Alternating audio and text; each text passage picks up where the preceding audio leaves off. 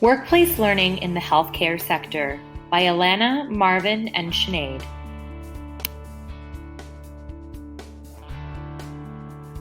Agenda. What is formal workplace learning? What is the rationale for why the healthcare sector adapts formal learning approach to workplace learning? What are the predominant theories that inform the healthcare approach to workplace learning? What are some commonalities and differences between these theories? What are some issues and challenges and successes of formal learning in healthcare? Let's take a look at some analysis questions before we get started. Why is formal learning appropriate for a healthcare setting? What does the word experiential suggest? Can healthcare learners benefit from experiential learning didactics? What is formal workplace learning? Formal workplace learning is a type of learning that is controlled by the organization as opposed to the individual learner. There are set topics and objectives. Learners are assessed to see whether they have met the objectives of the learning. At the end of formal learning, successful participants will earn some kind of credential, such as a certificate, diploma, or degree. Simmons, 2018. Formal learning may be done in person or through online tools such as e-learning.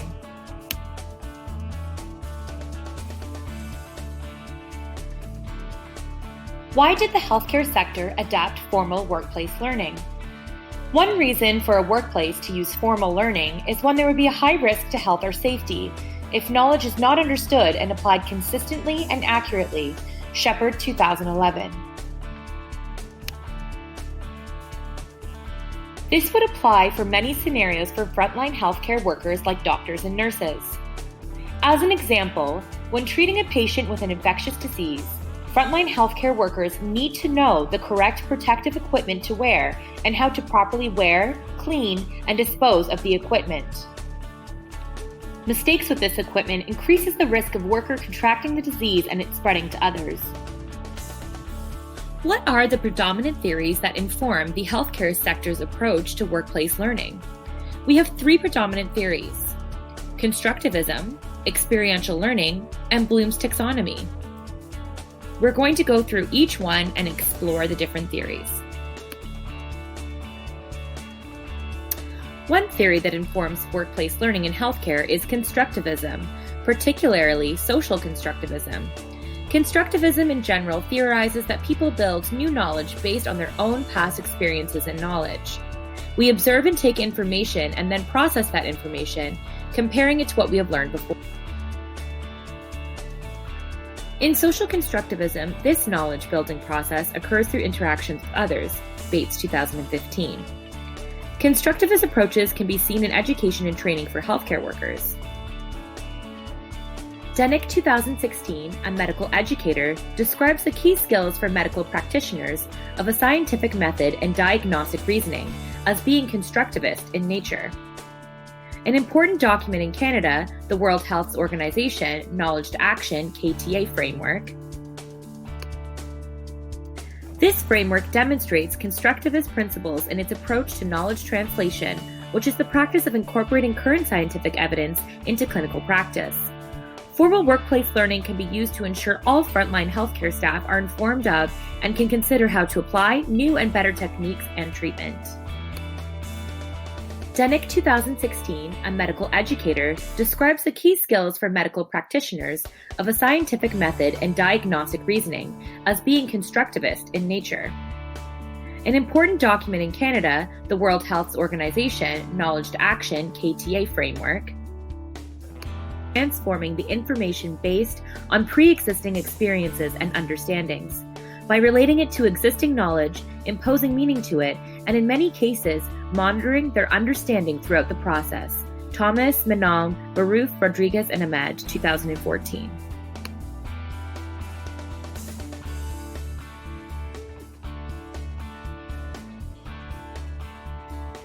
Experiential learning is sometimes referred to as learning by doing, Bates, 2015.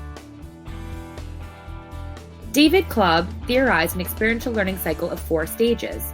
In this cycle, a learner has an experience, They reflect on the experience, they come to conclusions based on the experience, and they test out those conclusions. Forms of experiential learning are used in formal workplace learning for healthcare workers.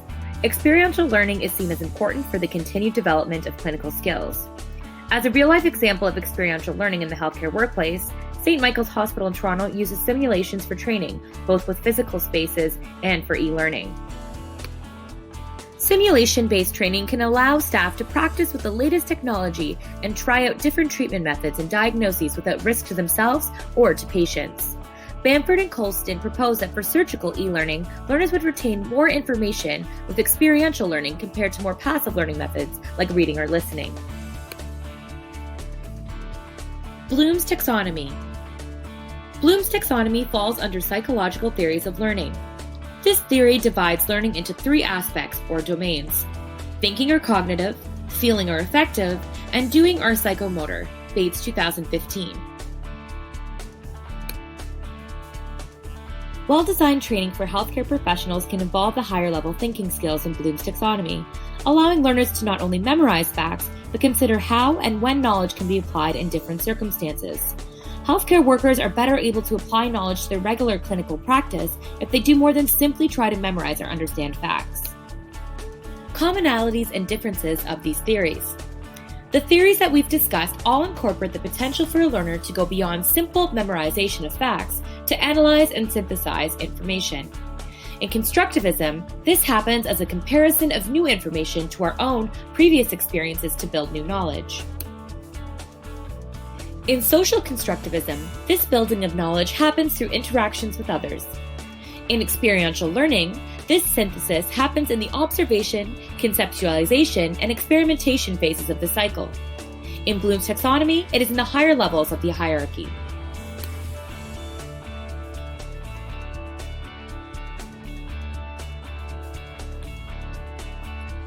Some differences between the theories is that in experiential learning, the learner has some kind of concrete active experience to analyze, like hands-on practice or realistic simulation, while in constructivism or Bloom's taxonomy, they do not require this.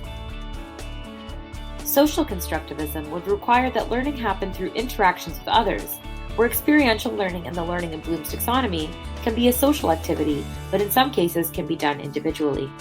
Some issues and challenges of formal learning in healthcare is creating relevant and effective assessment. Effective assessment should be designed to be able to measure higher-level thinking in learners. It may be more time-consuming to design, to complete, and to mark. It also must be continually updated to reflect current practices in the field.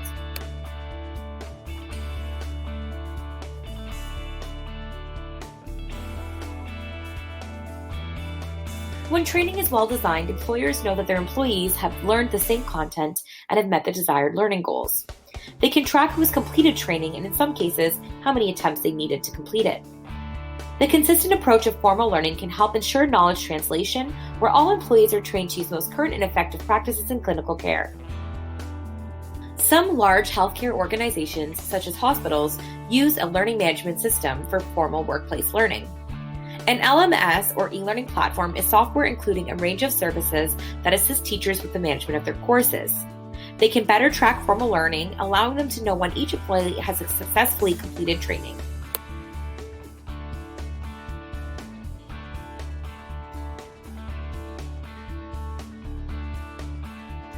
Let's take a look at some synthesis questions. What examples of experiential learning can students benefit from using in the healthcare setting? What strategies are used to effectively store engaging experiential lessons for healthcare students?